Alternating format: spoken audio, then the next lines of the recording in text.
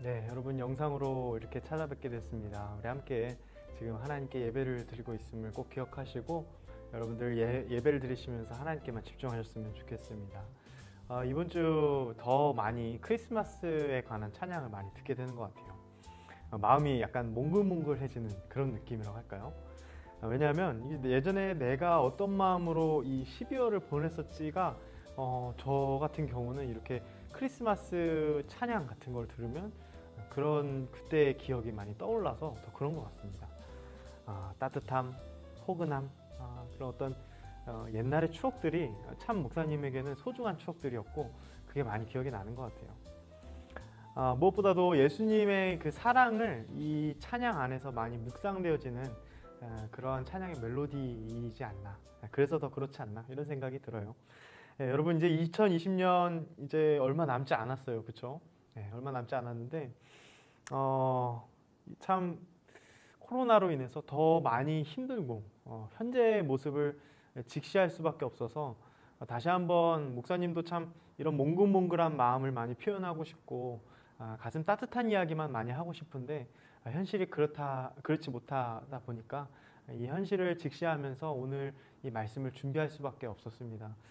그래서 약간 좀 포근한 낭낭 목사로 여러분들 찾아뵙고 싶었는데 말씀을 선포해야 하기 때문에 오늘의 이 현실, 우리가 지금 발을 딛고 있는 이 현실을 직시하고 이 현실을 깊이 생각하지 않을 수가 없었습니다.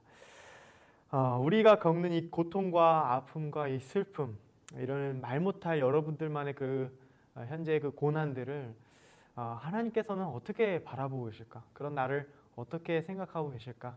우리가 생각하지 않을 수 없습니다.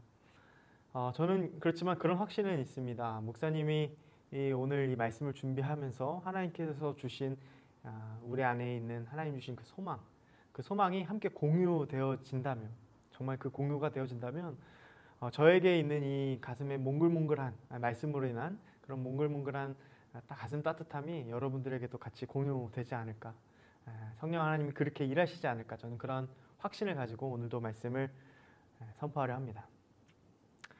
네, 여러분 현실은 참 생각한 것보다 더 따뜻하지 않은 것 같아요. 유독 더욱더 추워진 요즘 날씨 때문일까요? 많이 춥습니다. 그리고 또 마음도 얼어붙는 듯 하죠. 참 춥고 서러운 요즘에 하루하루이지 않나 그런 생각이 듭니다. 그런데요, 여러분 2000년 전에 사람들, 예루살렘에 살았던 하나님의 백성들도 그러한 비슷한 상황을 마주했던 것 같습니다. 나라를 잃었고 땅을 빼앗긴 이스라엘 백성들을 한번 생각해 보시기 바랍니다. 얼마나 서러웠을까요? 그런데 여러분, 그것보다 더욱더 이들의 마음을 아프게 했던 것이 있어요. 그것이 무엇일까요? 하나는요, 그들 안에 서로 간에 하나 되지 못하는 갈등이었습니다. 오랜 시간 자이든 타이든지 간에 그들은 예루살렘이 아닌 다른 곳으로 흩어져서 살아가야만 했습니다. 그들은 타지에서 예루살렘을 그리워했습니다. 그리고 하나님의 백성이 함께 모여서 예배 드리는 그 예루살렘 성전에서 그 예배 드림이 너무나 그들은 사모하는 마음이 있었어요. 그래서 우리는 그들을 무엇이라고 부르냐면 디아스포라 유대인이라고 부릅니다. 이들은 그 당시에 가장 큰 영향력을 미쳤던 바벨론, 페르시아, 그리스, 헬라라고도 하죠. 헬라, 또 로마에 이르기까지 수많은 나라, 강대국에 치여서 그렇게 속주국으로 살아야만 했습니다.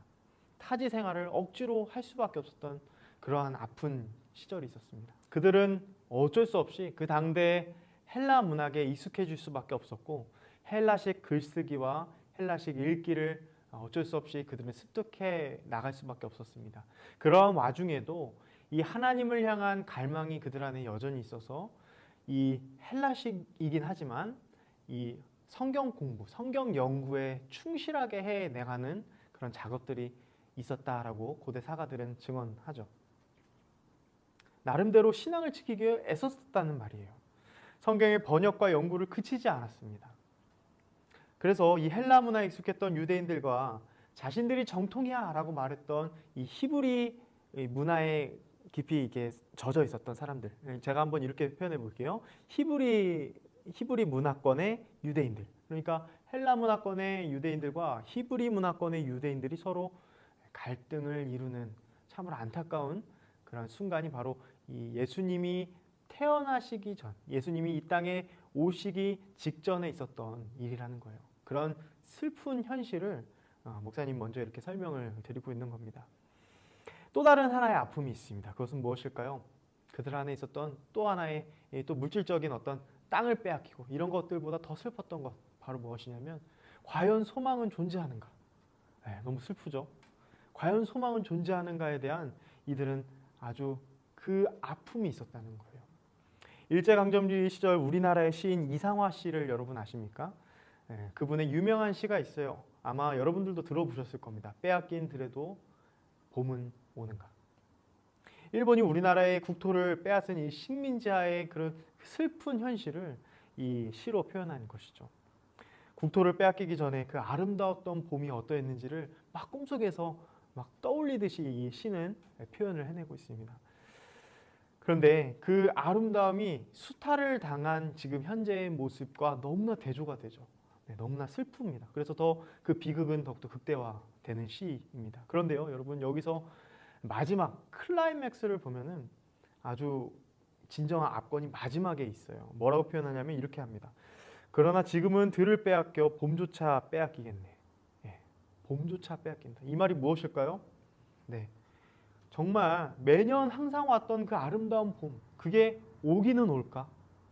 소망조차도 꿈꿀 수 없는 그러한 소망마저도 꺾여버린 듯한 이 시인의 마음을 표현하고 있는 것이죠. 너무 슬픈 시입니다.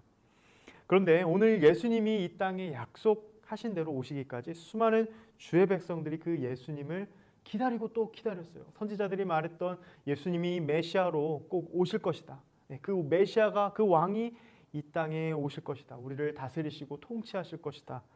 그 약속을 기다리고 또 기다렸습니다. 하나님께서 공의와 정의로 다스리실 것을 기다렸습니다. 그런데 웬일인지 하나님은 어떻게 하셨죠? 침묵하셨습니다. 심지어는 선지자들을 통하여서 말씀하신 그 말씀조차도 희귀해지기 시작했습니다. 몇 년간의 침묵기가 있었을까요? 놀라지 마십시오. 여러분, 약 400년, 약 400년 동안의 시간 동안 하나님은 침묵하셨다는 거예요. 그래서 더욱더 어려웠을지도 모릅니다. 뭐가요?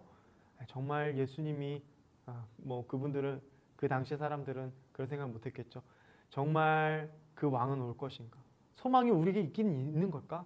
이 어려운 현실을 봤을 때 정말 그 소망이 우리에게 있는 걸까? 그러한 아픔이 있었다는 겁니다. 땅은 이미 여러 차례 바벨론, 페르시아, 그리스, 로마에 이르기까지 이 섭정 통치에 의해서 이 빼앗긴 주권, 정말 이 소망을 품기 어려웠을 것이라 저는 생각이 들어요.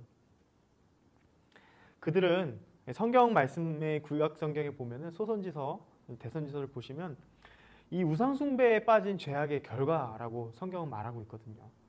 이 죄악을 통해서 하나님께서 심판하시는, 하나님의 백성이라 할지라도 하나님께서는 그렇게 따끔하게 혼내시는 그 시기를 견뎌내야만 했습니다. 마치 그 옛날 애굽 때, 애굽 시대, 애굽의 포로로 지냈을 때를 기억하실 겁니다. 노예로 지냈을 그 400년의 시기처럼 하나님은 그렇게 침묵하셨습니다. 소망은 없어 보였습니다. 정말 온 우주의 왕, 세상을 구원할 그 메시아는 정말 오실까?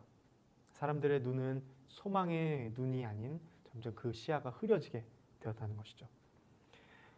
유대인들 사이에서 왕에 대한 그 현실의 눈은 그렇지 않았습니다.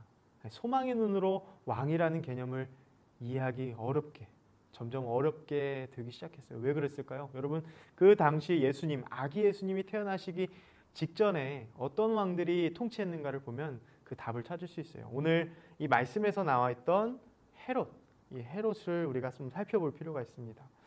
유대인들 사이에서 그래서 이 왕에 대한 생각은 그다지 좋지 않았을 거라 목사님의 생각이 들어요. 왕정을 누가 먼저 찬탈하느냐, 그렇게 자기 밥그릇을 지키기에 아주 그냥 배신의 배신, 칼을 또 꽂고 서로 그렇게 잔인한 피해의 역사로서 그렇게 왕권을 이어왔던 것을 알 수 있습니다. 특별히 이 헤롯은요 정말 무서운 사람이었어요. 폭군 중에 폭군이었습니다. 그는 갈릴리 지역의 이 반란을 다 죽임으로 잠재우고요. 로마에게 많은 뇌물을 걸쳐주면서 예루살렘 내에 주요 이 왕자를 올라갈 만한 사람들, 그런 권력자들을 하나하나 제거해 나가기 시작합니다. 예, 그리고 심지어는 그 죽음의 손길, 그 사람이 딱 이렇게 손길만 하면은 그 사람이 다 죽는 거예요. 예, 그렇게 권력을 쌓아왔으니까요. 그 손이 결국 누구한테 가는지 아세요? 예, 자신의 아내와 헤롯의 아내와 그 자녀들까지 그렇게 그 죽음의 손길을 펼치게 됩니다. 예, 너무 무섭고 두렵죠. 그렇게까지라도 자신의 이 권력을 지키고 싶었던 이 헤롯 왕. 네. 정말 한 왕이 있어서 그 왕이 나타나셔서 이 모든 우리 하나님의 백성들을 다스리실 것이다 라는 그런 기대와 그러한 소망을 갖고 있었던 이 유대인들에게는 너무나 참혹한, 너무나 대조되는 것 아닙니까? 자기가 스스로 왕이 되기 위해서 다른 사람들을 밟아 넘어뜨리는 그런 헤롯 왕의 모습이 너무나 대조가 되는 것이죠. 여러분, 오늘 이 헤롯의 이 소동, 이 3절 말씀 보이십니까? 여기서 헤롯의 오늘 이 소동은 기쁨의 소동이 절대 아니에요. 유대인의 왕으로 나신 이에 대한 그 기쁨으로 말미암아 소동이 난 게 아닙니다. 반대겠죠. 또다시 왕을 지켜야 돼. 나는 또다시 저 소문에 의한 어떤 사람인지 모르지만, 어떤 아이가 태어난지 모르지만 내가 그 아이를 꼭 죽여야만 해. 이런 소동이었다는 거예요. 그러한 소란이었다는 거예요. 다시 또 죽음의 손으로 유혈 통치를 이어가야만 한다는 그런 무서운 이야기가 여기 숨겨져 있습니다. 그런데 여러분, 또다시 그러한 피해의 역사가 또 시작이 되었을까요? 하지만 이번에는 달랐습니다. 진정한 왕이 나신 것입니다. 소망이 여러분 여기에 있는 거예요. 약속하신 것을 분명하게 이루신 하나님의 이야기, 그 이야기가 오늘 우리가 읽은 이 말씀에 있다는 거예요. 그의 독생자 예수 그리스도를 이 땅에 보내셨습니다. 이것을 막으려고 헤롯이 부단히 애썼습니다. 여러분 나중에 말씀 보시면 아시겠지만 아이들을 모조리 죽이는 한이 있더라 할지라도 그렇게 막으려고 했지만 세상의 권력으로는 하나님의 이 역사는 절대 막을 수 없었다는 거예요. 13절 말씀 제가 한번 읽어드리겠습니다. 그들이 떠난 후에 주의 사자가 요셉에게 현몽하여 이르되 헤롯이 아기를 찾아 죽이려 하니 일어나 아기와 그의 어머니를 데리고 애굽으로 피하여 내가 내게 이르기까지 거기 있으라 하시니. 아멘. 여러분 헤롯은요 아기를 모두 죽이고 그 자리를 지키고 싶었습니다. 하지만 이번만큼은 그의 뜻대로 되지 않았던 거예요. 왜 그랬을까요? 그의 그 죽음에 가리키는 그 손보다 하나님의 그 전능하신 손이 더욱더 강했기 때문입니다. 아멘. 아멘입니다.